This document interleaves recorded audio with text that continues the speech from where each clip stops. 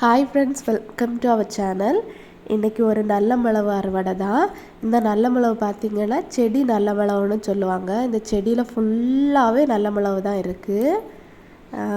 இது வந்து நமக்கு சீசனில் மட்டும் விளையாது, எப்போவுமே காய்க்கும். நம்ம குடிக்க உரத்தை பொறுத்து.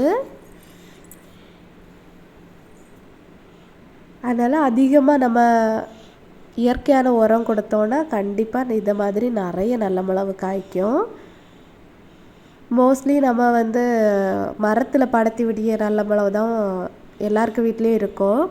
அது ரொம்ப ஹைட்டாக இருக்கும், நமக்கு பறிக்கவும் முடியாது.